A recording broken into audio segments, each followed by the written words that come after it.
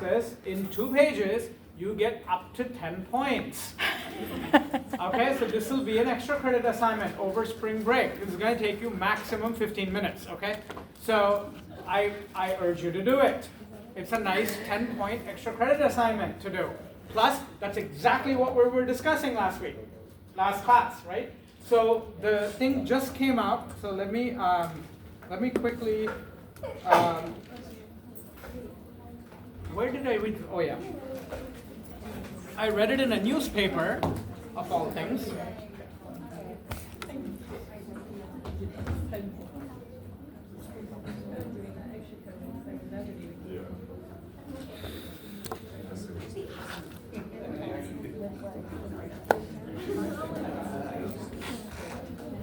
This is the one.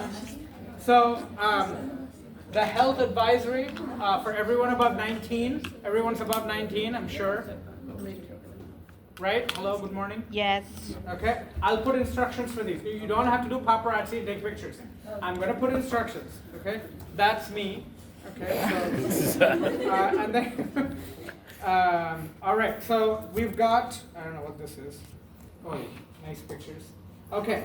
So we've got So this is what I want you to. This is what I want you to summarize. The AHA, American Heart Association, ACC cholesterol guidelines. Okay, so American Heart Association cholesterol guidelines is what you need to Google. Okay, and I want you to give me 2 pages, and you will get a 0 if you do not connect it to our lecture. It needs to be connected to our lecture. Are we clear? That's all my requirement is. It needs to be 2 pages, single spaced, and it needs to connect to our lecture to get 10 points, up to 10 points. Okay, and that's going to be extra credit. So this is going to be over spring break. Yes, I want everyone to be educated about this. This is really, really important for your health. Okay?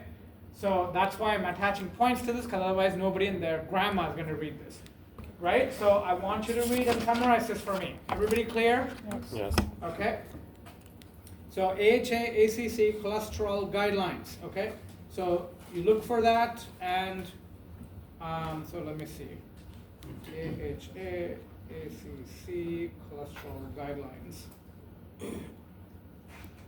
Okay, so this is where you need to go. The American Heart Association, and then they have the guidelines. Okay, it is obviously huge.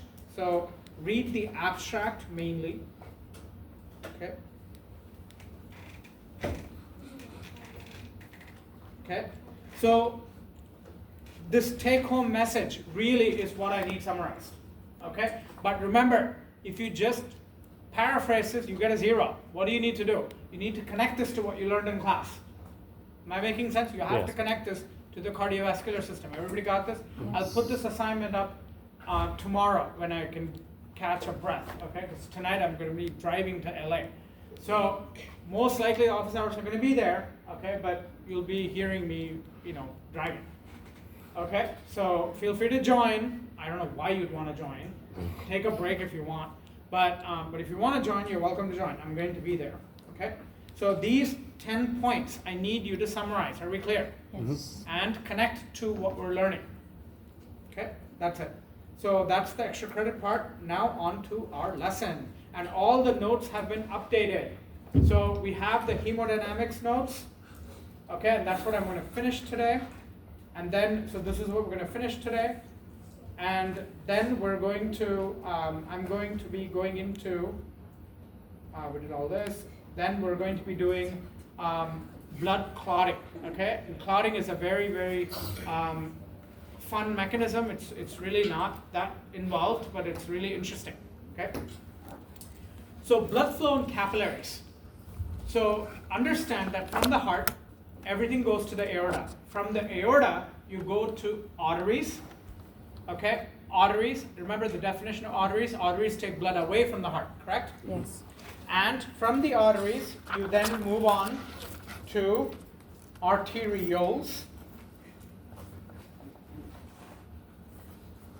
I never get a black pen when I need it, when I want it. Fine, I'll go with blue. Okay, so you've got arteries. Okay, arteries then move into arterioles. And remember, this is where MAP is regulated, okay? Where you regulate your blood pressure the most, okay? I cannot believe that boy who walked in. And I said to him, are you in physiology? He goes, yeah. This generation's youth, this clueless? You gotta be kidding me. And I'm like, a couple of words here and then he'll run away, I figured. So arterioles, then we've got capillaries, okay? And this is what we're gonna be discussing now. From capillaries, you're going into venules, and from venules, you go into veins, and back to the heart, okay? So again, a lot of anatomical details that I don't need you to know, okay? I don't care about all that, you learned that in anatomy, but this is the pathway, this is how blood is flowing. So blood flow in capillaries needs to be slow. First of all, your capillaries are very, very fragile, okay? They only have one layer of squamous epithelium, that's it, that's all they got, of flat cells. One layer of flat cells, that's all they got. And no muscle, there is no smooth muscle in capillaries. There's going to be lots of trick questions on, I just wrote your test, your cardiovascular test, okay, while they were taking the exam. That's what I was doing, I wrote your exam. So lots of trick questions there, so please pay attention. So important, capillaries do not have smooth muscle. They don't have any smooth muscle, so they cannot regulate any pressure. Everything coming in is going to be super slow in capillaries. And they represent a very large total area of cross-section. This is a very, very important point. Capillaries are heavily branched. Yes? Lots and lots of branching, okay? So they represent a very large area of cross-section, okay? And you got 4 modes of transport, and I do need you to know these. Lipid-soluble substances, those are soluble in fat, right? They will undergo simple diffusion. You all know this already. They go through simple diffusion. I told you, everything you learned in Unit 1, you're going to see over and over and over.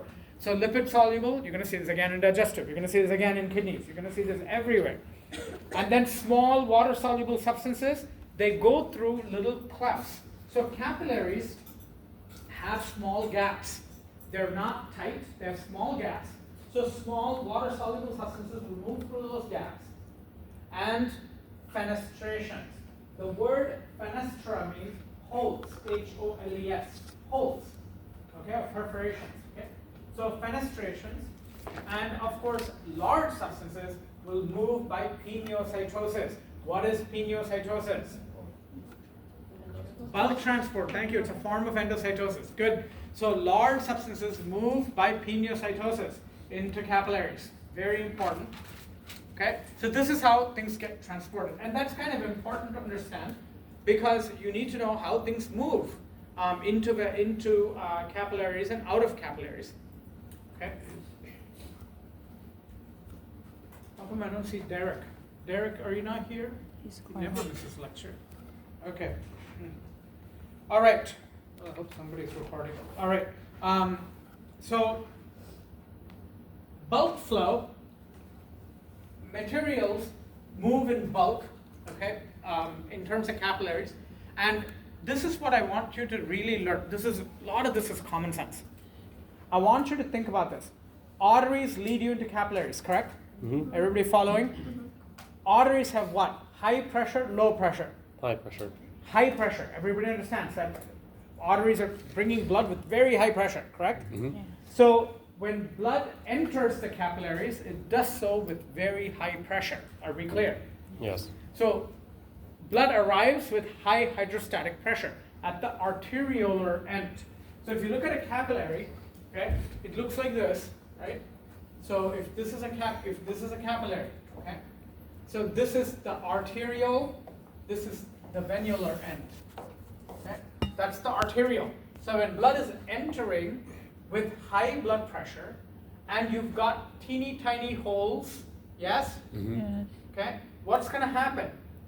Most of the water-soluble substances is going to get filtered out. Guys, what happens when you take a bag with a lot of holes and you put pressure on it? comes out. Everything's going to leak out, correct? So that's exactly what's happening. You're filtering water-soluble substances out. This is going to become so damn important with the kidneys, okay? So make sure you understand this. Water-soluble substances get out of the capillaries, okay? And there's got to be a size restraint here, correct? And the size restraint is proteins. It's proteins.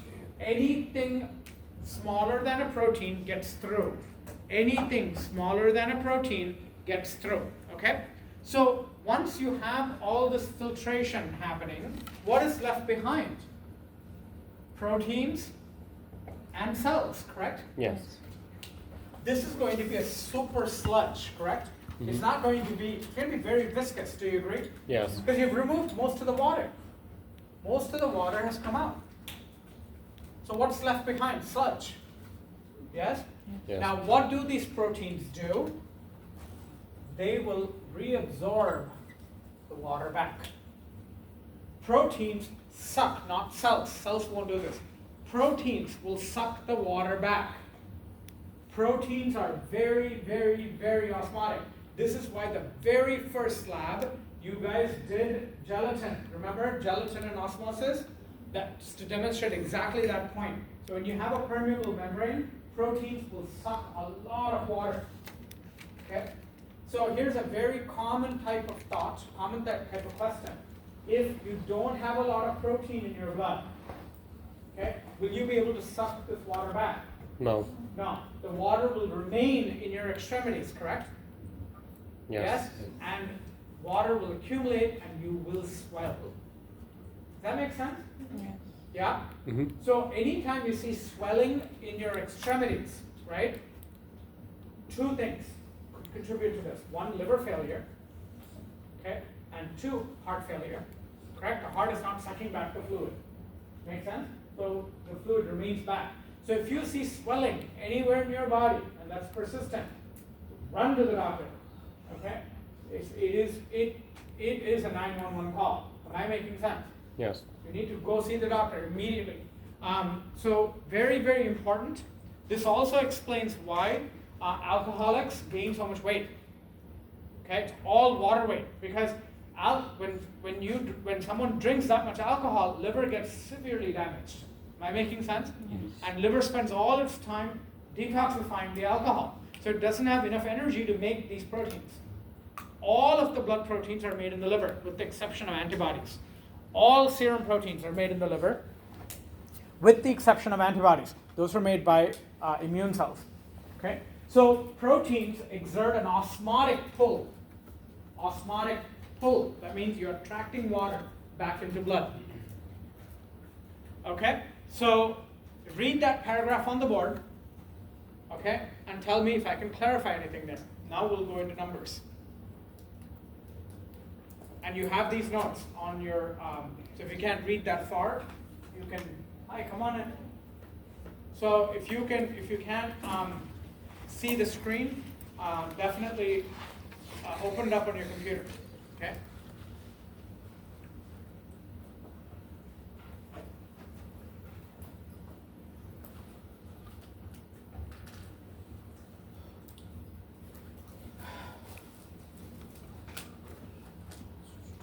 So for us to look into this, I'm going to blow this up. Okay. So this is at the arterial end. How do we know it's the arterial end? Because it's red, right? Oops. So because it's red, right? So red usually means artery, right? So notice that there's a significant hydrostatic pressure. That's blood pressure, okay? Pushing the fluid out. Do you see the size of the arrows? Yes. That tells you the amount. Okay, a lot of fluid is pushed through. But look at the osmotic pull. Almost the same, right? Yes. Almost, but not necessarily. And then the IF is interstitial fluid, okay? So bottom line, what is the net filtration pressure? 10 millimeters of mercury out. So this corresponds to 10 millimeters of mercury. Do you need to know these numbers? Absolutely, you need to know these numbers. Okay? So 10 millimeters worth of fluid comes out. Now, do you need to know these numbers? No. I only need you to know this. Are we clear? Just the 10. Everybody got this? The net filtration pressure is 10. What does it represent? It represents blood pressure minus the osmotic pull. I need you to know that. Blood pressure minus the osmotic pull is 10 millimeters of mercury at this end. Everybody got this? Yes. So the net filtration pressure equals blood pressure minus osmotic pull. Okay, and this is 10 millimeters of mercury at this end. So what's happening at the venous end? So what happens with the veins? The pressure, blood pressure has gone down, correct? Yes. Because blood's moving so slowly, right? And it's lost a lot of fluid, so it's going to move super slow. So if you notice, the blood pressure is a lot weaker, right? But the osmotic pull is just as strong, right? So what will happen to net filtration pressure here? Here, it's minus 8 millimeters of mercury. So what does the minus mean? Fluid is being pulled back in the opposite direction. Okay. Fluid is being pulled back in the opposite direction. And so net, what has happened?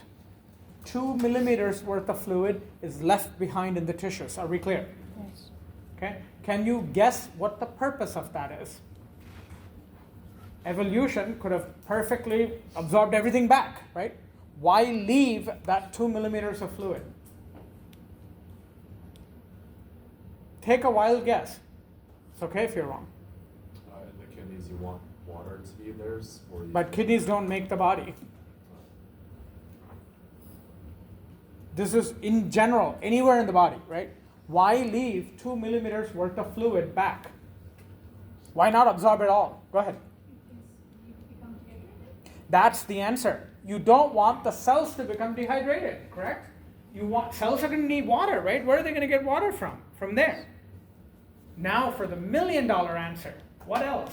So that is the most obvious reason. What is the second reason that's not so obvious?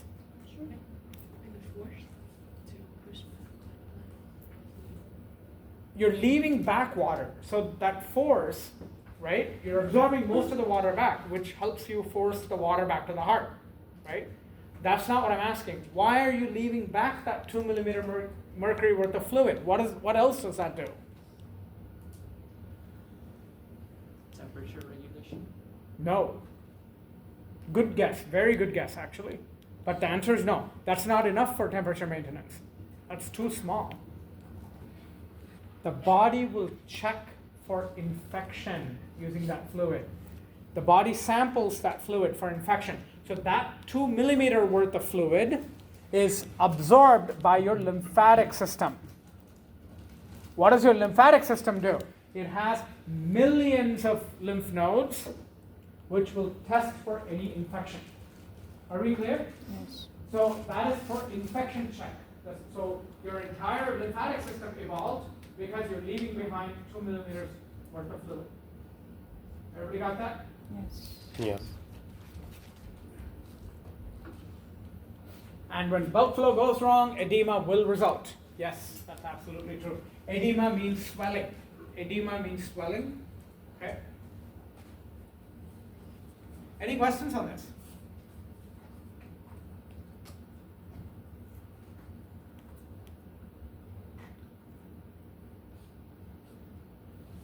Okay, so that's that. I do want to go over 3 types of capillaries and then end this topic here. So there are 3 types of capillaries. I need you to know these. They're important. Okay? So, and I'll update these notes, but make sure you copy this as well. So there are 3 types of capillaries found in the body. Okay? The majority are continuous capillaries. Okay? So these have tight junctions. Okay? And they're continuous, right? There's minimum leakage. I'm never going to say zero. Nothing is zero on the body. minimum leakage, okay? So they do have some leakage, but there's minimum, right? So minimum leakage. And in parts like the brain, there's zero leakage, okay? So there are some parts where there is zero leakage, because in the brain, you cannot afford to have any leakage there, okay? So the blood-brain barrier, I don't know if you've heard of this, BBB, blood-brain barrier. So there, the tight junctions are the most structurally strong. Are we clear? You do not leak anything, okay? So, but continuous capillaries are the majority. Any organ I ask you, chances are it's going to be continuous. Are we clear? The second type is going to be fenestrated capillaries. So these are found primarily where you need to filter blood. Okay? And the best example for this are the kidneys. You find this in the kidneys primarily. There are other examples, but I just want you to stick to kidneys because we'll be seeing this in the urinary system. So fenestrated capillaries. Fenestrated means the holes are slightly bigger, okay? And you need this for filtering purposes. You need filtering. And the third type are the sinusoidal capillaries. Okay? I'm pretty sure I went over this in anatomy for my class, but doesn't matter. You need to know this for this class also. Sinusoidal capillaries, these are the leakiest capillaries. They have huge holes, so big that cells can go through, right? Obviously, this is a minority, correct? You do not want capillaries like this everywhere. Do you understand? Mm-hmm. Or blood's never going to come back, okay? So this is found in primarily two places, spleen and the liver, because those are the graveyards for red blood cells, okay? Graveyard for red blood cells, okay? So this is found mainly in the liver and in the spleen, and they're extremely leaky. Okay, they allow cells through.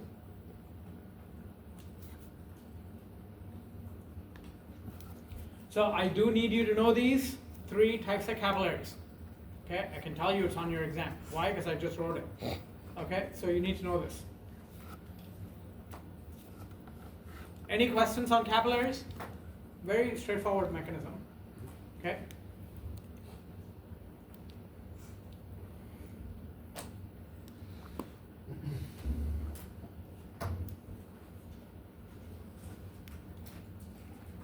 So when you review for the again, the review sheet for your cardiovascular system is up. I've already put it up for you as promised. I've put it up for you, so please start reviewing it, okay, ASAP. We will be finished with cardiovascular system today, okay? So you need to know this for your exam. When you come back right after spring break, you have your 100-point exam, okay? As always, 7 extra credit points have been built into it, okay? So it's a 100-point exam, so it's a full 90 minutes. So please make sure that you review, okay? And I'm not going to promise, but I will try to maybe hold office hours next Friday and Saturday, okay? Because this is a tough system in case you do have questions, okay? But you have to let me know, okay, if you really want the office hours. Let me know, and if enough people ask me for it, I will hold it, okay, on Friday and Saturday, okay? Because I'm going to be back from, freeze ass on Wednesday, so should be okay. All right, any other questions on this? So MAP regulation is a big deal. I really want you to pay attention to MAP regulation. That's probably the most complicated because it's so many factors. I need you to really go through that, okay? So MAP regulation. The rest of this is not so bad. We're now moving on to blood as a tissue, and this is the last part of cardiovascular system. And I would say this is the most straightforward part of the system because it's all descriptive, very, very little mechanism really. Okay, so if you can open those notes, if you're following along on the screen, you should have the blood notes. Okay. Again, it should say 112 blood notes. Okay, so if you want to look at it on your screen. So the functions of blood are pretty obvious. And blood is the only liquid connective tissue. It is connective tissue, it says right here, specialized connective tissue with formed elements. suspended in a liquid extracellular matrix called plasma. So it is a form of connective tissue, okay? And these are the functions. I'm not going to insult your brain by reading all these functions. You can read these on your own. There's nothing fancy here. It's really all common sense, okay? So read that on your own. So going into plasma. Plasma is a straw-colored, kind of translucent and very sticky liquid. We used to actually have rabbit plasma in lab. I'll ask Kevin if he still has some. So you can kind of feel what it's like. So when blood is sticky, it's the plasma that's sticky. Are we clear? So plasma is a sticky portion of blood. It's mostly water and it has a lot of solutes. This particular portion of this chapter, extremely important for the kidneys. You need to know this code for the kidneys, okay? So make sure that you don't just study and then forget about it. You're gonna use this for many chapters to come. All plasma proteins, with the exception of antibodies are gamma globulins, okay? And with the exception of hormones, of course, you already know hormones are not all made in the liver. So other than those two, everything else is made in the liver. Liver is extremely important. This is why liver cells have 92 chromosomes. Okay, liver cells have 92 chromosomes, unlike our body cells, which only have 46 chromosomes. Are we clear? They have double the DNA. So albumin that's basically what egg whites are, is albumin. It's the most abundant, okay? And this is what's responsible for your osmotic pull. Remember the osmotic pull there? Okay, that's done mainly by albumin, okay? Albumin's main job is to suck water back, okay? So it also binds steroid hormones and transports them pretty non-specifically, okay? But that's a very minor function. Its main job is osmotic pull, okay? What about the cellular portion of blood? What cells are found in blood? You start with erythrocytes. The word erythros in Greek means red. Erythros means red. So you know automatically what this means, right? These are red blood cells. Okay? Yes. Any idea how many of these we make in a day? Any guesses? How many of these do we make in a day? You don't make any? We make 3 million RBCs, 3 million RBCs per second. Okay, so if you think cancer is growing fast, keep dreaming. Because RBCs, we make 3 million a second, and women make 2.5 million a second. Okay, because women have lower androgens than men do. Okay, women have lower level of androgens than men do, and this is also one of the reasons why women live longer in general, because blood is not so viscous, right? Hello people, I want you to think about this. Muy importante, think. If men make 3 million a second, right, and women make 500,000 less, right, their blood's going to be thinner. And when blood's thinner, what happens to their resistance? Less. Heart works less. Therefore, their heart remains stronger. This is why women outlive men. One of the reasons. Right? Everybody got this? Yes. Okay. Of course, we can't generalize, but I just did.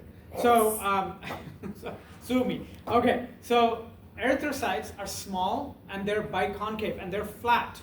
Why do you want flat? Surface area, thank you. Good anatomy teacher. So flat means increased surface area. Everybody got this? Yes. Okay, so you need a good surface area. They're anucleate.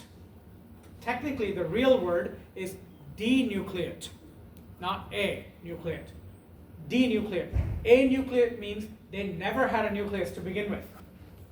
So that's actually wrong. It should be denucleate, meaning what? They had a nucleus and they lost it.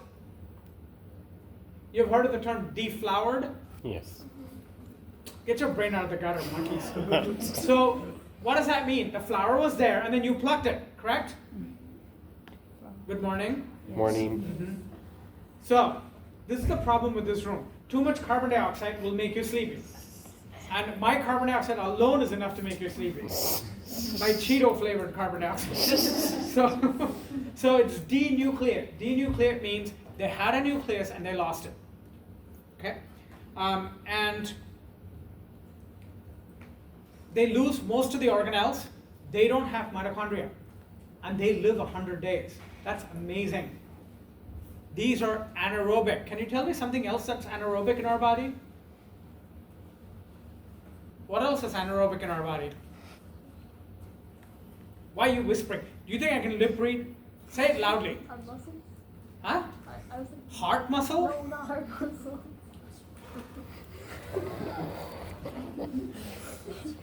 You're close. Muscles in general. Muscles in general don't have mitochondria? Girl, you just took an exam. Fast glycolytic. See, even the sleepy queen answers. So, fast glycolytic muscles. Remember? Hello, good morning. I'm going to make your final comprehensive if I don't get good answers from now on. So, I gave a comprehensive exam last semester. By the way, just so you know, I'm not making this up. I will give it to you if I see you're not learning. So, fast glycolytic skeletal muscle was anaerobic, remember?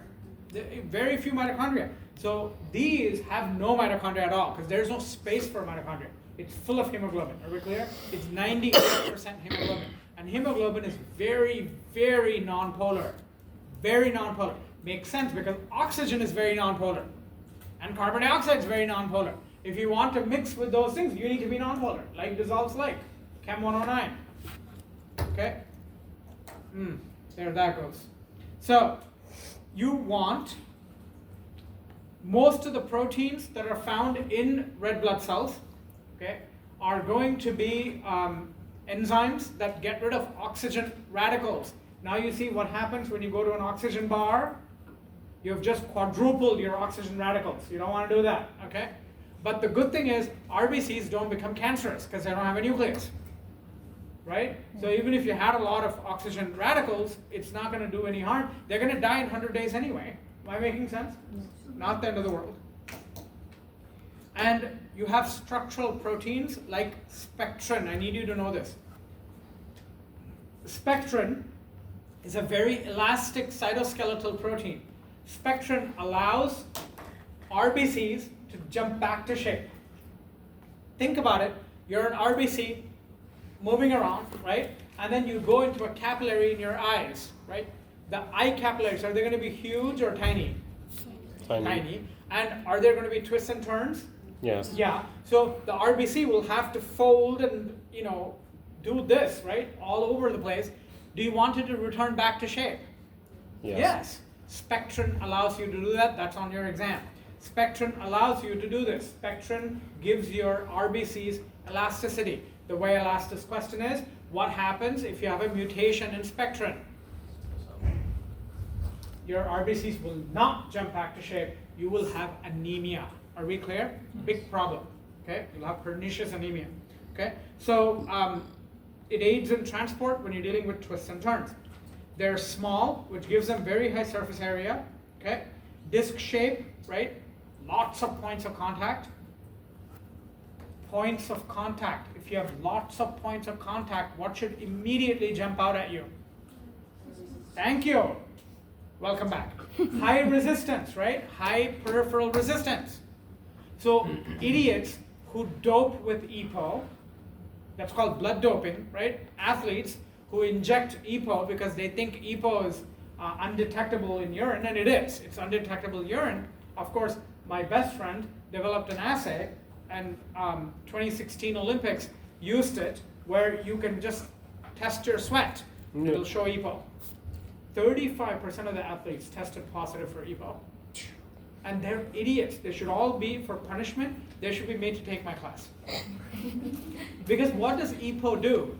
When you dope, right? Erythropoietin is a hormone that causes RBC numbers to shoot up. Why would athletes do this? So they can carry more oxygen, gives them more advantage, correct? Mhm. So in general, why are men more athletic than women? It's true, they are. Okay, and that's why you cannot have men and women competing in the same competition. It's not fair, because men have more androgens, and androgens increases erythropoietin. Erythropoietin increases RBC levels. Men have an inherent advantage. Are we clear? Yes. Like with everything else. Make sense? Yes. Boo men. Okay, so I just heard of another little lesbian insect that evolved to get rid of all men. It's called a leaf stick insect. I just read this in Science, where they have the men. The men will, reproduce with the females, and the sperm all get like diarrhea. They just poop it out, and the girls just give birth to identical insects, identical to the mother. So the sperm are completely unnecessary. So why didn't the males go extinct? They will. Another couple of years, they're gone. Another 10 years, no more male stick insects. Okay? Only females. Another species to go 100% lesbian. Next to lizards. So it looks like that's default.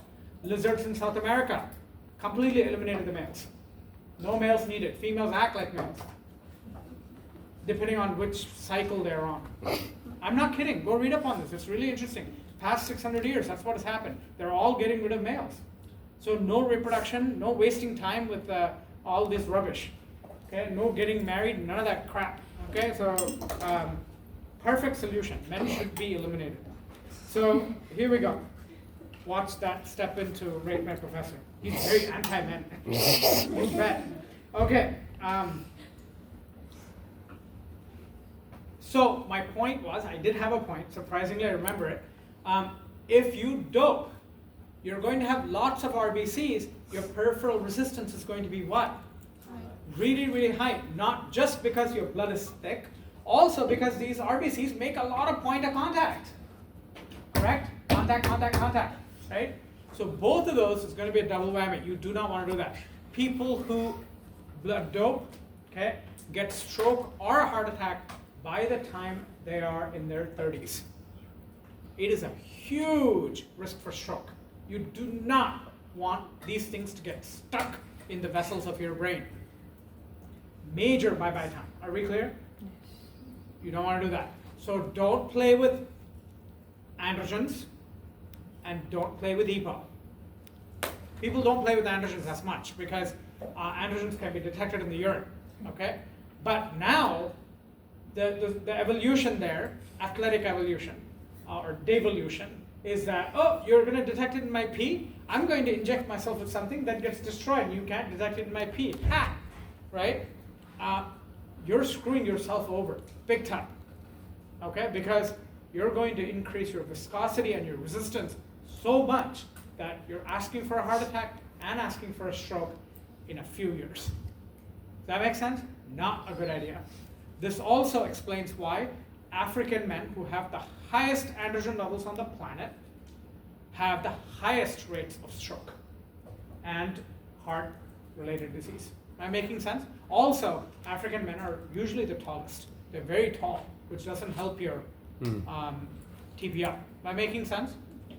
And that also explains why they're so athletic. Because they have so much RBCs, right? Because they have so much androgens. All connects to everything, correct? Okay. So RBCs are anaerobic. There's no need for oxygen. I want to give you an analogy. If you have a male person, male, not male person, male person, M-A-I-L, person who delivers your mail, right? I don't want to say mailman, because, I mean, personally, my male person's a woman for the past 10 years. So male person, right? And I have to be politically correct. Yes? Okay. Think about it. If a male person loves your packages, you ain't getting any. Correct? So ideally, what do you want? A male person who loves the packages at the post office, so they'll pick it up, but by the time they get to your house, they hate it. So they'll deliver it. Hello? That's exactly how you want hemoglobin to work. It loves oxygen in the lungs, and by the time it gets to the tissues, it hates it. Think about it. If it loved oxygen in the tissues, what would happen? The tissues don't get it. 2 words. Good night. Yes? It's over, right? So you do not want that to happen. Am I making sense? Yes. So you want this to be the ideal delivery person who loves your packages at the picking up office, but when they get to your house, they hate it. Okay? Otherwise, you're not getting your $1,700 iPhone, 29, what do you want now? One of those things. Okay, so you don't want that, okay? You want hemoglobin to love it there in the lungs and hate it in your tissues, okay? So what is hemoglobin made of? Heme is your iron group. That's why the study of blood is called hematology. Hematology. There's a huge demand for hematology nurses, okay? Huge demand. Not a lot of people do hematology. I don't know why. Mainly because of a lot of blood cancers, okay? Hematology is really, really high need, okay? And it's really not that complex. So I don't know why people don't do hematology. Really good field. Heme has an iron ion, Fe2+, yes, surrounded by 4 amino acids. I need you to know the name of this amino acid, okay?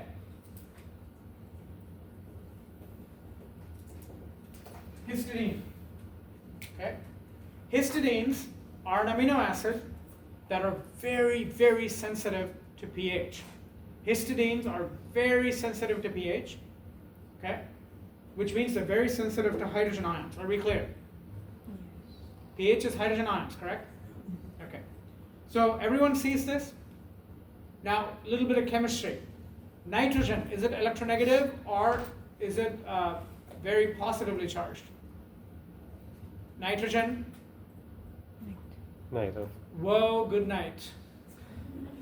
People, your class needed, you've learned this at least in Bio 102. Nitrogen. Which side of the periodic table it's on? Right side. Things on the right side are what? Negative or positive? Negative. They love electrons. Are we clear? Yes. Now think about it. The nitrogens are all negative and the iron is positive. There's no complication there. The iron is positive. Yes or no? Yes. What does the plus sign mean? Positive. For all you Fremont Unified. So 2+. Ooh, numbers. I'm full. Okay, so the nitrogens are attracted to the iron, correct? Yes. I want you to imagine this. So this is my hemoglobin bands. Don't imagine nothing. So I want you to imagine me with a really expensive $1 million Gucci Hoochie vase on my head.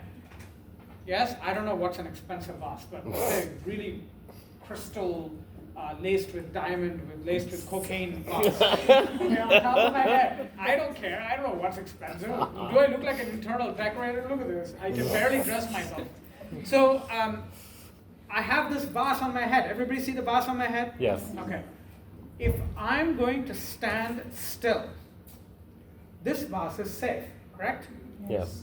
If I'm going to start getting jiggy with it, what's going to happen to this vase? Fall and break. Bye $1 million, correct? Yes. It's going to fall. So hemoglobin is going to be like this, okay? You looking at my exam, right? Right? In shock, right? Hemoglobin's going to be like that. It's not going to move. But when it comes to the tissues, it's getting jiggy with it. So when it gets jiggy with it, the oxygen falls. Are we clear? Yes. This is literally how it happens. Am I making sense? People have done scanning electron microscope videos of this. It's incredible, okay? So what happens, and you can imagine this, right? It's really interesting. Iron is a positive ion, correct? Mm-hmm. Everybody knows positive is attracted to negative. Everybody knows this? Fremont Unified? Positive, negative, attract. Positive and positive do what? Repel. Repel. Keep that in mind. So those nitrogens love anything that's positive, correct? So there's no such thing in chemistry as loyalty, okay? If something more attractive comes around, you dump this more, okay? And you go with what's attractive. And hydrogen ions, and in chemistry it's the opposite. The smallest things have the biggest attraction. Okay, I told you this before, right? Hydrogen ions, this is why hydrogen ions denature proteins, correct? Yes. Hydrogen ions are extremely powerful, right? So if I bring hydrogens to the nitrogens will dump the iron in a second. Are we clear? Yes. It's like, nice knowing you. I gotta go with this guy. Hmm. Because what's happening is 4 nitrogens share 1 iron, right? If I give a hydrogen, each one gets its own husband. Right, Plucky? So each one gets its own. Why would you want to deal with the iron? Right? You must be crazy, right? So that's exactly what happens. When you protonate the nitrogens, what does protonate mean? Add a hydrogen ion to the nitrogens, the iron becomes unstable. Why? Because when you add a hydrogen, guys, if I add 4 hydrogens along that square, if I add 4 hydrogen ions along that square, what will those hydrogens do to the ions? Repel the heck out of it. Right? And when I do that, what am I going to do to the oxygen? What's the vase going to, if Plucky gets upset, gets up and starts shaking me, what's going to happen to the vase? Fall. It's going to fall and break. Am I making sense? Yes. So oxygen will dissociate. So I want you to read this. I'll give you a minute. I want you to read that and tell me if you have any questions on it. What are we talking about? Heme. Where is heme found? Hemoglobin. Who cares about hemoglobin? Well, you should, because we're talking about RBCs. Where's RBCs? It's in blood. We're doing the blood chapter right now. Everybody see the connection? Yes.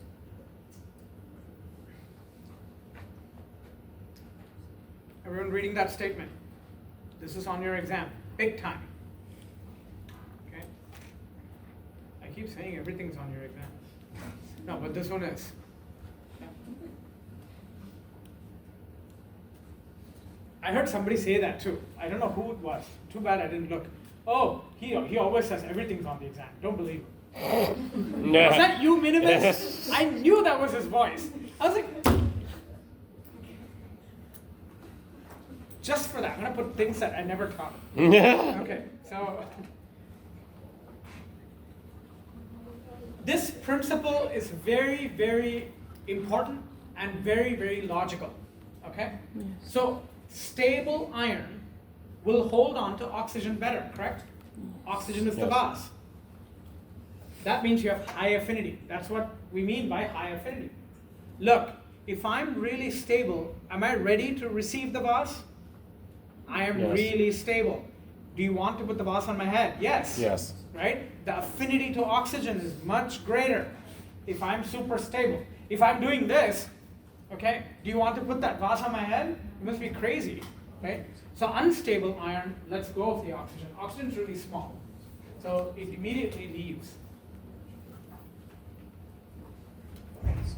Extremely important mechanism. Okay, make sure that you're clear about this.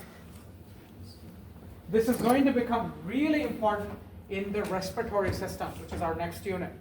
Okay, you're going to use this there. So, what is the deal? Let's start with the lungs. In the lungs, your lungs are basically air, correct? Yes. Your lungs are basically air. So,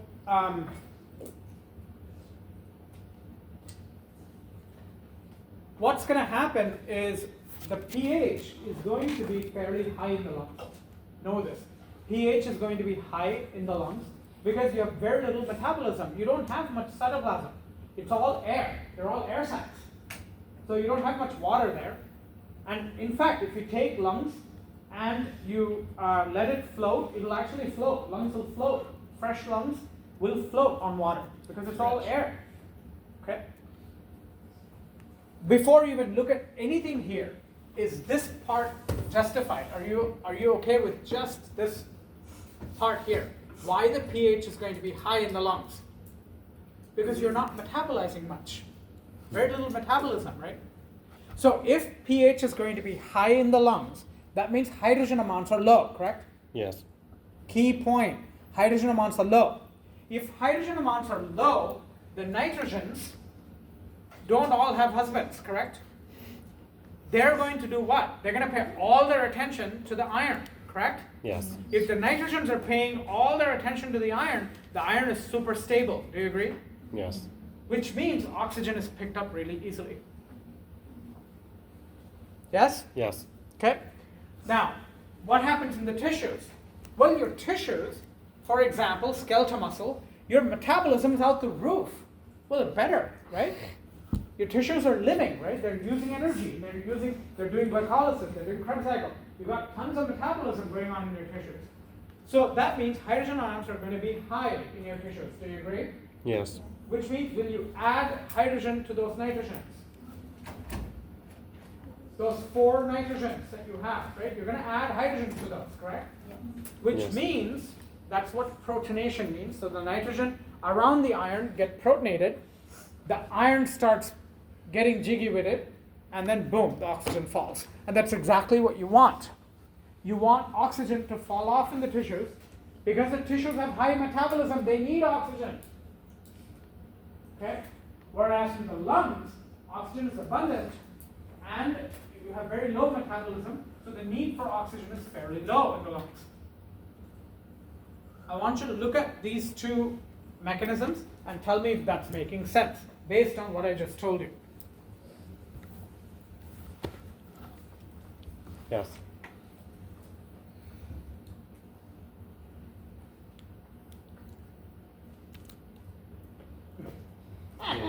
All the time.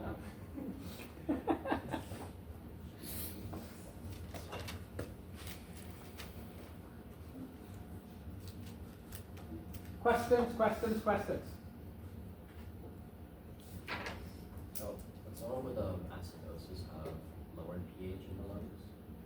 Okay, so very good question. Someone with acidosis, will they have lower pH in the lungs? The answer is no. You need a lot more water for the hydrogen ions to distribute, correct? So even if I have acidosis in my blood, you're not going to have acidosis in the lungs because lung metabolism hasn't changed. And most of the lungs is air anyway. Your metabolism is so low that no, it will not affect it. Very good question. Yeah, it won't affect it. Almost exactly the same deal with the brain, right? The brain has such a tight blood-brain barrier that even if you have a lot of acidosis happening in blood, that's why your brain doesn't go into a coma. Make sense? Because it's highly protected. Any other questions on this?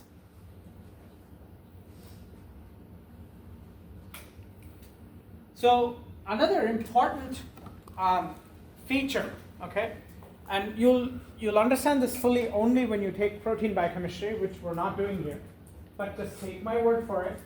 Whenever oxygen falls from hemoglobin, this should help you appreciate evolution so much. Whenever oxygen dissociates from hemoglobin, hemoglobin goes into a structure which now has high affinity for carbon dioxide. Okay, step back, explain again. Hemoglobin is a protein, everybody agrees? Yes. All proteins work based on their shape, everybody agrees? Mm-hmm. In other words, the shape of a protein is extremely important. So there's a shape where you pick up oxygen, and there's a shape where you pick up carbon dioxide. So I'm telling you that it's a continuum. When oxygen falls off, hemoglobin changes its shape so it can now pick up carbon dioxide. Are we clear? Yes. Same token, when carbon dioxide falls off, it goes into a shape where it can pick up oxygen. And it alternates between the two. Are we clear? Guys, hemoglobin has 2 shapes. One shape that loves oxygen, and one shape that loves carbon dioxide. If you're not in oxygen-loving shape, you have to be in the carbon dioxide-loving shape. Are we clear? It's got to be one or the other. Make sense? Okay? It's like saying you're a mother at home and you're a teacher at school. Right? So you have to be one or the other. Right? It's like that. Hemoglobin either has an oxygen-loving shape or a carbon dioxide-loving shape. When oxygen falls off, it goes to the carbon dioxide-loving shape. And when carbon dioxide falls off, it goes to the oxygen-loving shape. That effect is called Haldane's effect. It's not there. Please write this name down. This effect is called Haldane's effect. We're going to be looking at this in the respiratory system a lot. Okay, it's very important there. So this is called Haldane's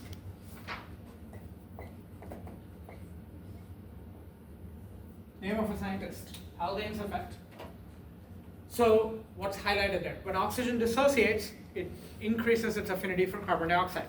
And carbon dioxide bound hemoglobin, it's another long name for my daughter, carbaminohemoglobin. Carbaminohemoglobin means carbon dioxide loaded. What is oxygen loaded hemoglobin called? Oxyhemoglobin. Okay, simple.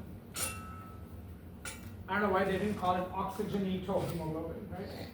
I guess they just didn't want to call it that long. This one has a huge name, carbaminohemoglobin. Okay, so hemoglobin is not just an oxygen transporter, correct? It also transports carbon dioxide. Equally important, are we clear? Yes. So two sides of a coin. I've already talked to you about erythropoiesis. Erythropoiesis is generating red blood cells in the bone marrow. I told you, 3 million or 2.5 million per second. And the stimulus is hypoxia. Hypo means low. Oxy means oxygen.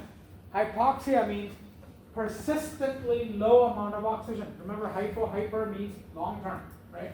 Hypoxia means persistently low levels of oxygen. And that could be because you have less RBCs, or you have less hemoglobin, or you have less oxygen. Yes, it could be Yes. any of them or all of them. Okay. Of all things, kidneys have evolved to sense this. Kidneys sense this, and in response, they will release erythropoietin. Erythropoietin. So here the sensors are the kidneys, the integration sensors are the kidneys, and the effectors are your bone. Are we clear? Bone is where the change happens, right? So EPO will stimulate RBCs, okay? And when you stimulate RBC numbers go up, and the oxygen content is restored. Tell me, this has got to take a while, correct? This is not an instant effect. No. Even though we make 2.5 or 3 million RBCs a second, right? This will take at least an hour or 2 hours, which is a fairly long time, okay? I do not need you to know this, so please put an X on this. I left it here purposely because it is really, really important for you to know as a health professional. But I'm not really covering this because, not really that crucial, okay? Just understand that everything is recycled. Okay, if you're going to have 2-3 million cells generated per second, how many will die per second? 3 million is to die per second, right? So when that many cells are dying, you don't want to just dump them into trash, right? You want to recycle. Everything is recycled. Are we clear? Mm-hmm. It's really the main point. Everything is recycled. Okay. This is just here for your reference. I will not ask you questions from here. Just read through it if you're interested. This is how we recycle our RBCs when RBCs get broken. Okay?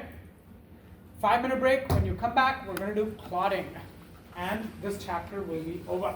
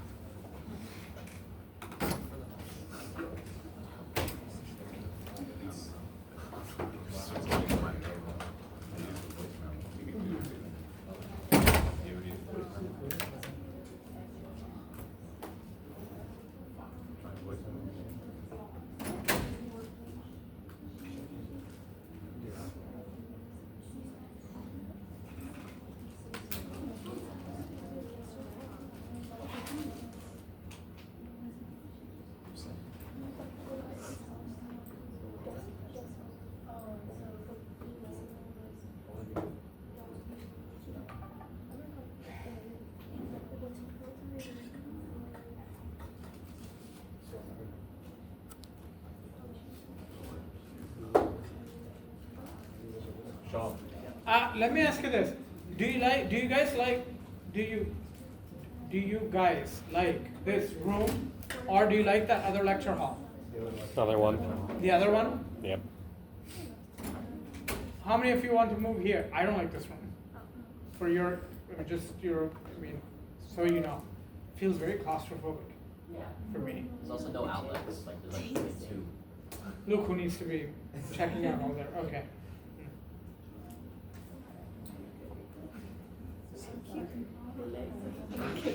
This one.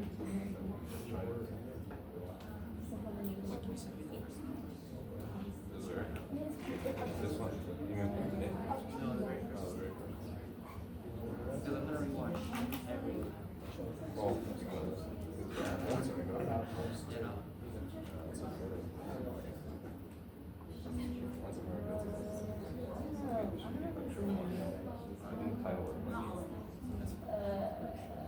But it has one in it. As long as it's in order.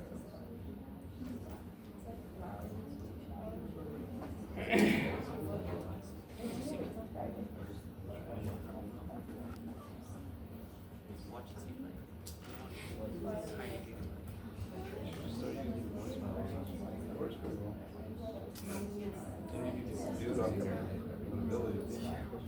No, he is one I do. It's like, Oh, remember you the don't need example her like new that? pen. I don't even know.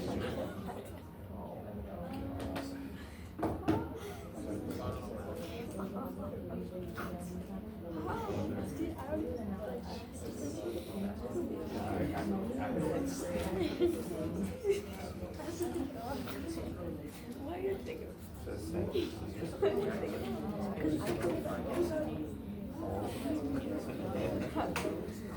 Dude,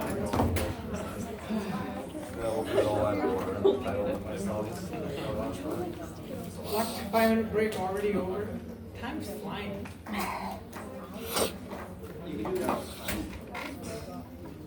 Is anyone planning to show up for office hours tonight? Not tonight, maybe tomorrow. Tomorrow's even better. My ass has to wake up at 2 in the morning to go to LAX.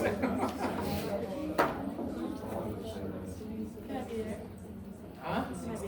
What, LAX? Have you been there? No, I mean like office hours. What, tomorrow? Today? I don't care. If you're I'm gonna be driving and I'm gonna put Zoom on, so if you ask something, I'll babble something, that's it. Where are you going? I'm driving down to LA. Well, you said to go to LAX. I know, I'm going to Southern California, pick up my wife and sperm number 2, and then take them to LAX on Saturday morning. Get with the action, child. Single men. They don't know nothing. Yep. This is why you should all become extinct. So true.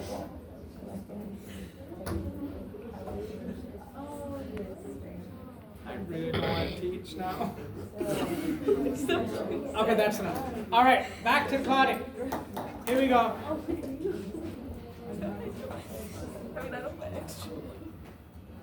Anytime people think of clotting, people think of paper cuts. Nothing wrong with it. Perfect example. Paper cut is a perfect example. The problem with that type of thinking is that you think that clotting only happens when you cut yourself. People completely forget, or they don't know, okay, that this kind of a cellular process happens inside you most probably 24/7. Does that make sense? This is what happens with inflammation. Clotting happens with inflammation. Are we clear? So, true or false? You need an injury for clotting to happen. False. False. Okay? Understand that when we talk about inflammation, and this is why that cholesterol guidelines from the American Heart Association is so damn important, because internal inflammation is always happening, correct? Yes. And turmeric puts an end to that, okay? Not an end, but at least reduces it. So, what is happening with coagulation? I want you to first of all understand that this is not you cutting yourself on paper. Are we clear? Yes. That's not it. Well, yes, that's part of it, but that's very rare, correct? What is happening inside is a lot more common and much more important. Clear? Mm-hmm. So we now deal with the second element of blood, which is platelets. So you have three elements of blood. You have red blood cells, then you have white blood cells, which we'll cover at the end of the semester in the immune system, and we have platelets. So we're covering platelets right now. Platelets are nothing but fragments of cytoplasm. Immediately, people start judging, and they think, oh, that's just a fragment of cytoplasm. What is it? It can do everything a living cell can do. Do you have any idea how much signal transduction happens here? Incredible. Okay? So don't think just because it's just a piece of cytoplasm that it's not alive. It's fully alive. Are we understanding this? Yes. So it's the definition of alive. You have signal transduction. If you're not alive, can you do signal transduction? No. No. Okay.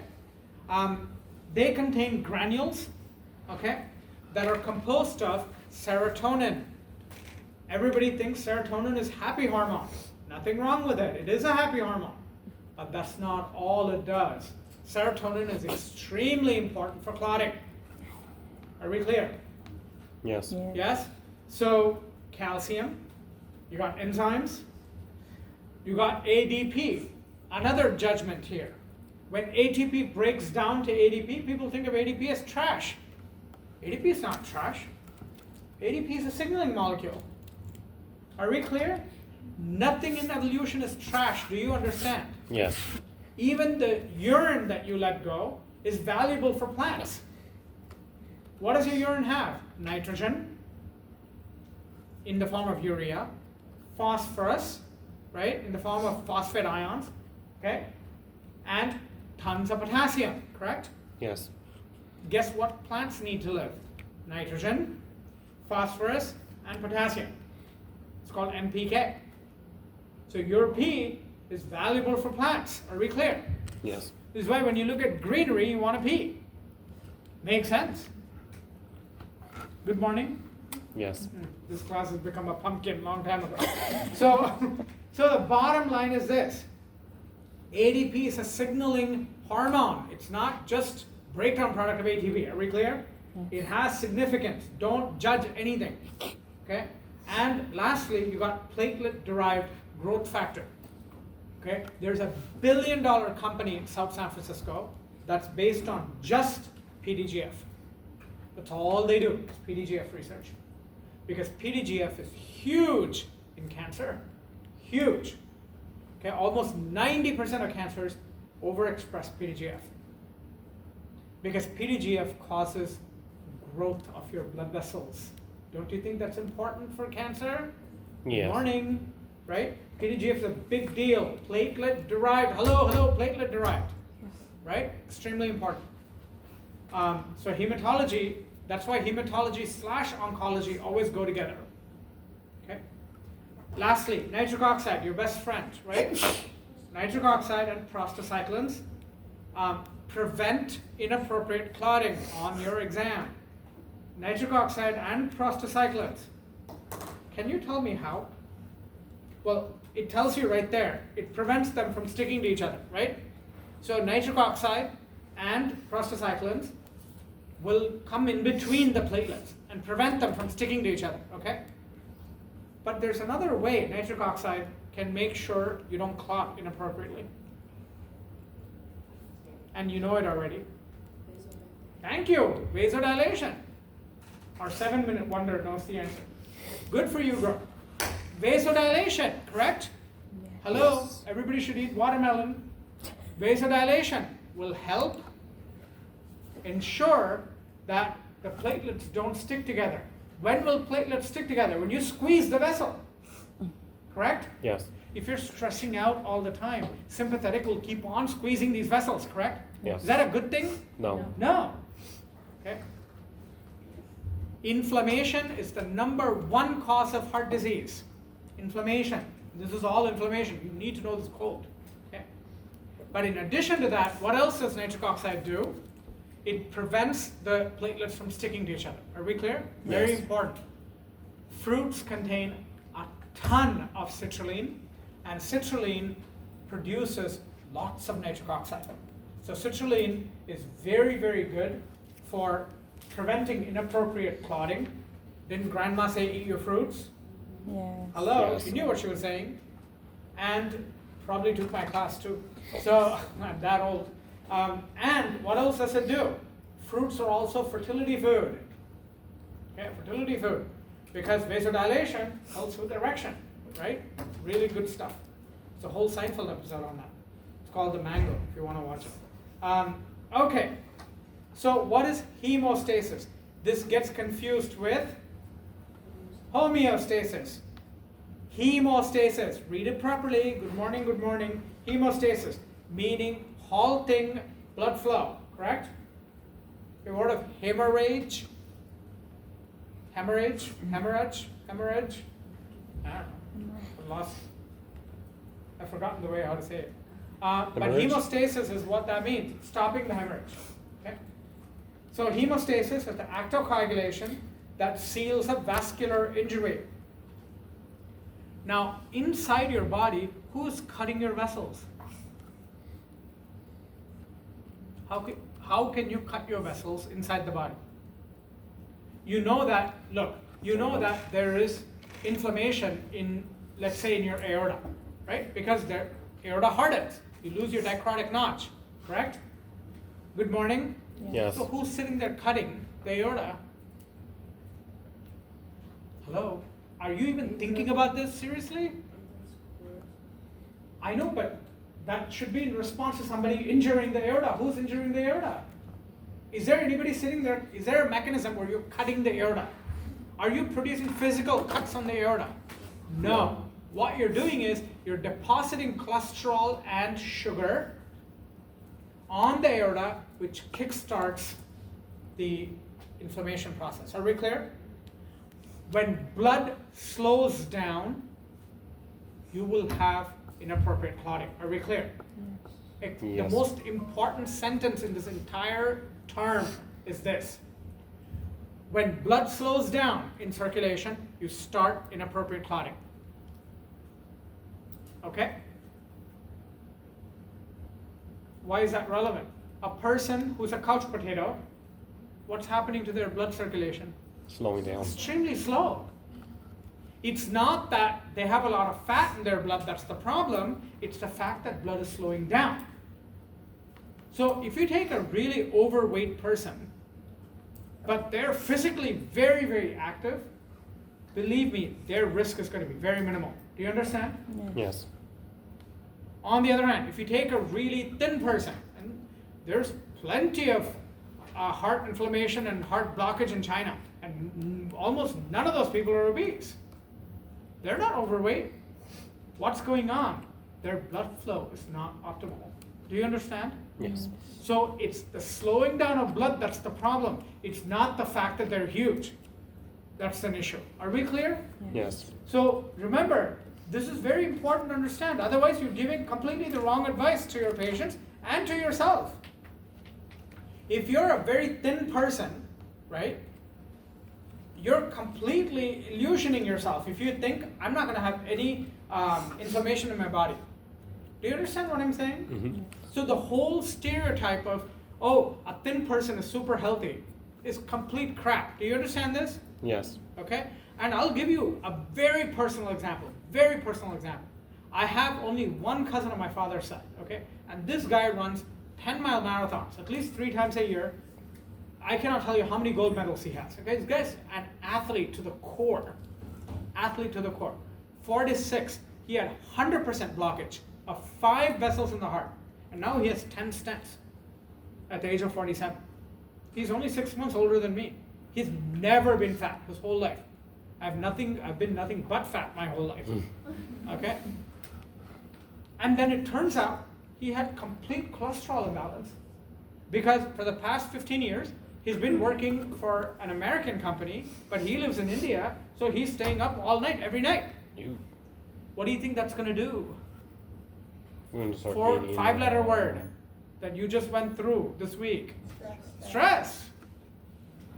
And what do you think that's going to do? Inflammation, big time. Do you understand? Yes. This is why I've doubled, tripled my vegetable fruit intake. Okay? Absolutely. And de-stressing, you better believe it. Internally and externally. Extremely important. Are we clear? I've been fat my whole life.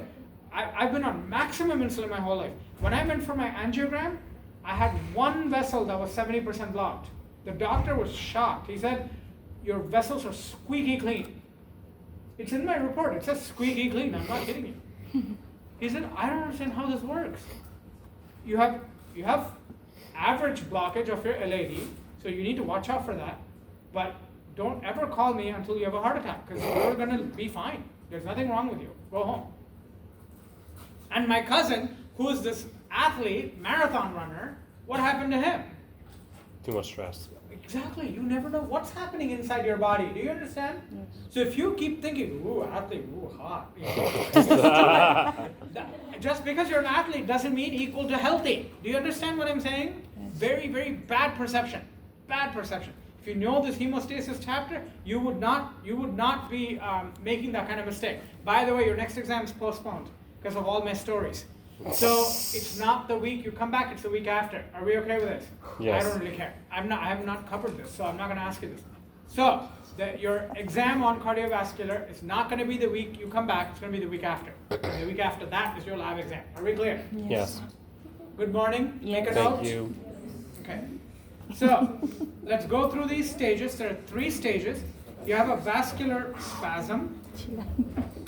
Guys, if you have some kind of a cut, I'm using cut as an example. Are we clear? Yes. Yes. Nobody's cutting your aorta inside. Okay? I'm using cut as an example. You have a paper cut. It's going to convulse, right? Everybody has felt this, right? And it's irritating and burning. That's why it's called inflammation, because it's burning. Flama means fire. Okay? So 3 stages. You got vascular spasm. Everyone knows what a spasm means? Right? This is a spasm. Okay, squeezing. Then you have your platelet plug formation, and then you have your actual process of coagulation. This is like a million steps, okay, of which I need you to know 4, okay? So, in terms of stage 1, when a vessel is injured, and does injury always mean cuts? No. No, I want to really emphasize this. It could also be excessive cholesterol. It could be excessive sugar being deposited, and that's causing an immune attack, right? Because that looks wrong. When you have excessive sugar, your immune system thinks that there's bacteria there. That's why it starts attacking. It's obvious. Okay? So this is also why I say that our immune system is very, very new evolutionarily. Okay? So evolution explains that. If this were all created, that's a lousy immune system that got created. Are we clear? Yes. So when a vessel's injured, you have vasoconstriction. Everybody knows vasoconstriction? Yes. I hope so. Triggered by damaged cells. So the cells around that area will release chemicals that will cause the blood vessels to squeeze. Okay? And platelets will begin to stick to each other. Are you visualizing? Visualizing. Are we visualizing here? Yes. So when I squeeze a blood vessel, what am I doing? I'm forcing the platelets to interact with each other, right? Yes. You know, when I squeezed you from 2202 to here, now you have to sit next to each other. Do you understand? Yes. It's like that. So now you're all platelets and you're all sticky. And you will all cause my inflammation, correct? So here we go. I love my kids. Okay, so vascular spasm will prevent blood loss. So why do you squeeze? You stop the blood vessel from leaking blood out. Does that make sense? Yes. You want to minimize hemorrhage. Are we clear? So you want to squeeze that. And stage 2, so the squeezing has 2 purposes. You make the platelets stick and you prevent blood loss. Stage 2, extremely important. This is what proves to you that platelets are really alive. The injury will open the blood to make sense, right? If you have an injury, the blood vessels open, right? Somehow, right? Some kind of inflammation, the blood vessels open. You're going to be exposed to the collagen. Now, where's collagen? Collagen is found between your endothelial cells and your muscle portion of your blood vessel. It's that membrane, right? That's collagen, right? So if the endothelial cells are torn, then blood can now see the collagen. Correct? Yes. So blood contains platelets, right? Mhm. The platelets see the collagen. Platelets have a collagen receptor. Now, normally, if you're not injured, will the platelets see the collagen? No. No. But now if you're injured, the platelets will bind the collagen. Do you agree? Yes. And that causes your favorite cyclic AMP to go up. Remember the 7-membrane serpentine receptor? Collagen receptor is a 7-serpentine, 7-pass receptor with a head and a tail and a G protein. Remember all this? Why should this be an amplified mechanism? Hello, your vessel just got cut. If this is not an amplified, I don't know what will be, right? You need to stay on it till it's fully repaired. Do you agree? Yes. That cyclic AMP will open calcium channels. Where's all this happening? In the platelet. Platelets have calcium channels. If you have excessive calcium in your body, listen to my question carefully. If you're hypercalcemic, you have excessive calcium in your body, right? Mm-hmm. You're going to have inappropriate clotting. Do you agree? Yeah. Yes. Make sense? Okay, it's going to be an issue. Because a lot of calcium will get in, right? So that's why if you're hypercalcemic also, you have a high risk of heart disease. Make sense? It's not a good thing. So if you're eating ice cream morning, day, and night, it's going to be a problem because of all the calcium. Calcium has 2 effects, like you all know already. The cells change shape. The platelets go from being round to being flat. Everybody say this? Round to flat. Yes. And they spread. Okay? Think about it. If these things become flat, can you lay them one on top of the other? Yes. Yes. Hello? Yeah. And that's exactly what you want. That's going to be your platelet sealing the hole temporarily. Are we clear? Yeah. Yes. To prevent any more blood loss. Okay? The second effect is exocytosis. You know this already, right? Calcium going in, you're going to have exocytosis. Mm-hmm. And those granules become released from the platelets, and those granules contain serotonin, thromboxane A2, ADP, okay, and this thing called the von Willebrand factor, okay, or VWF. VWF. All of these, every single one of these, is a chemoattractant for more platelets. So I want you to imagine, I'm inside this blood vessel, right? This blood vessel has an injury, correct? Mm-hmm. I get exposed to the collagen. Everybody seeing this? Yes. I grab onto the collagen opens, activates my cyclic AMP, I open my calcium channels, calcium comes in, makes me go flat, and I vomit all these factors, correct? Yes. What do these factors do? You're all platelets. I will attract all of you here. What kind of feedback? Positive. Clearly positive, right? Because when you all come here, what are you going to do? Same Exact thing. thing. You're going to fall flat, and you're going to secrete a million of these factors, right? And they will all come in. Am I making sense? Yes. You keep on doing this until that hole is plugged. Make sense? Yes. Positive feedback. The last is coagulation. I'll be able to finish this. The test is still postponed. Are we clear? Because you need time to study. The test will not be the week you come back. Are we clear about this? Yes. Okay. So I'll put it on announcement. Coagulation. The last step is to take, and this has to happen very slowly. Guys, how many of you have had a scab form on your skin at some point of your life? There are people who have never had scabs. You gotta be kidding. You're not human. You've never had a cut and a scab, the black thing form on it, and you pick at it. No. Everybody better raise your hand, or you're not human, including this congeniality over there. Okay. So think about it. When you're forming that, does that form right away, or does it take time? It Takes takes time. time, right? And if you have a scar on you, and I have one, where I got beaten with a bamboo stick and it had a nail, so it tore my skin Yeah. and went into my bones. So I still remember this cut in third grade because I couldn't write cursive, and the nun beat me because I couldn't write cursive. And I was writing with my left hand, and that was a no-no in India at that time.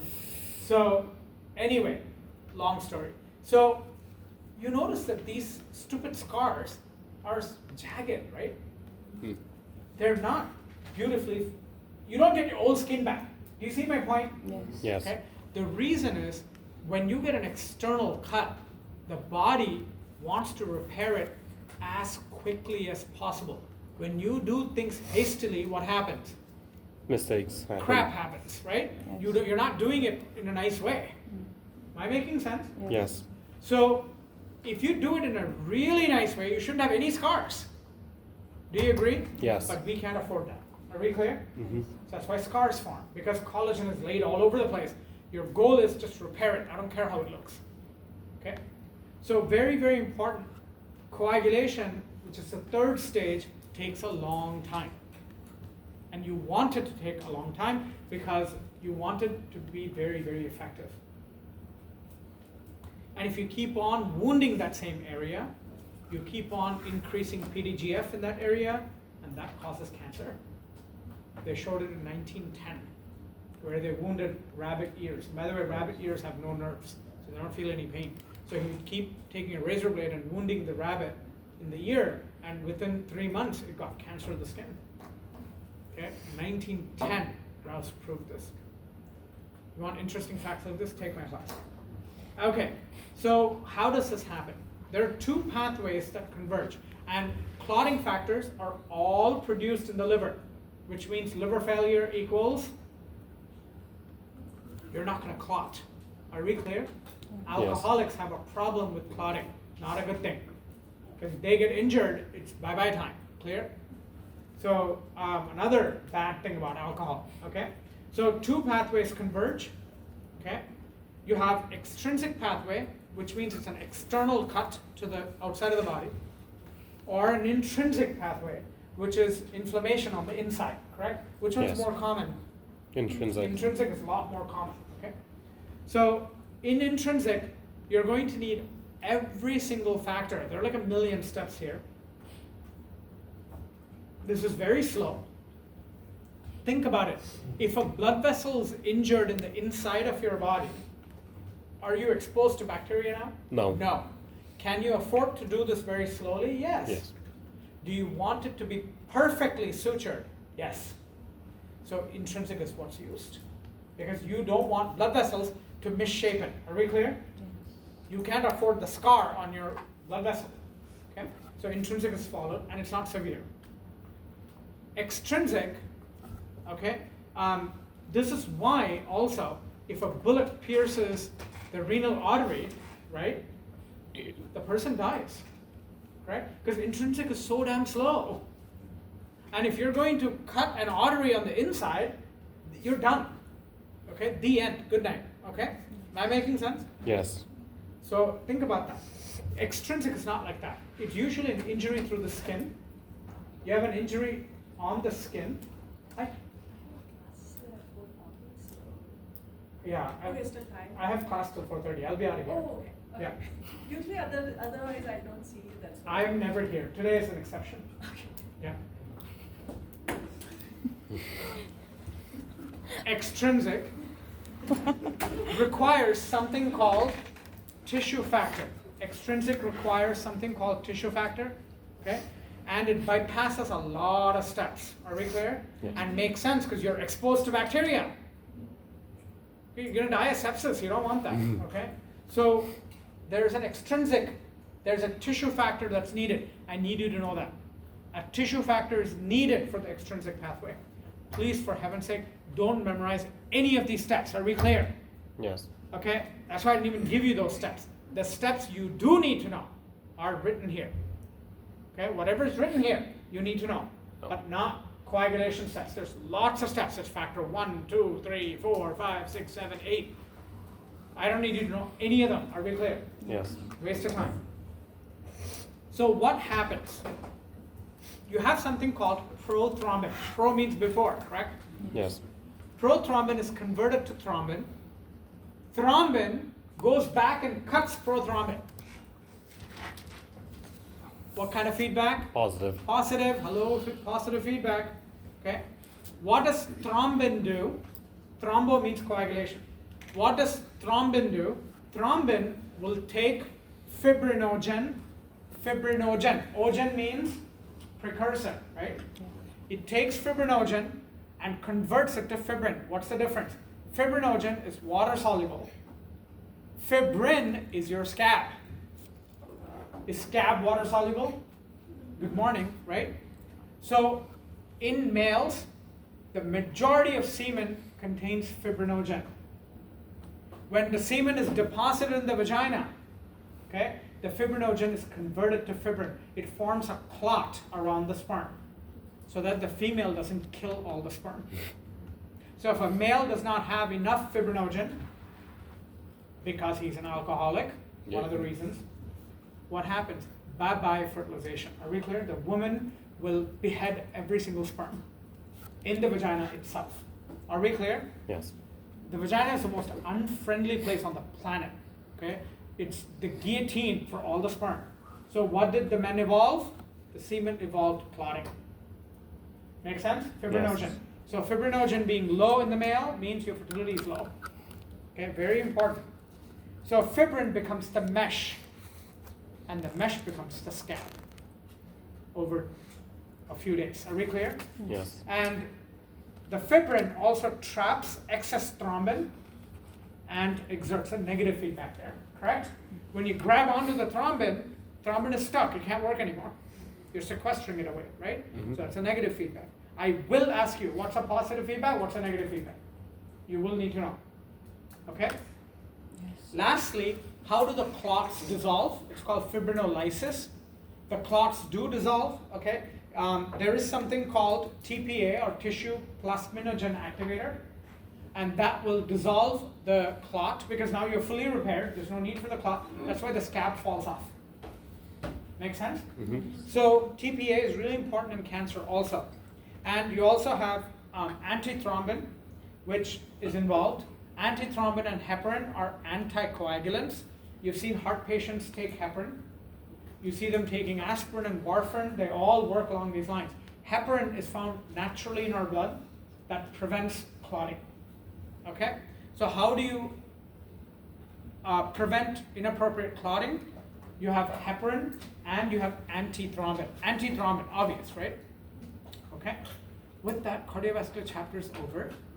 And you don't have to see my face for a week. No. You have to be happy about that. No. I mean, happy to not see my face, not you. You're all delightful. Especially Miss Congeniality.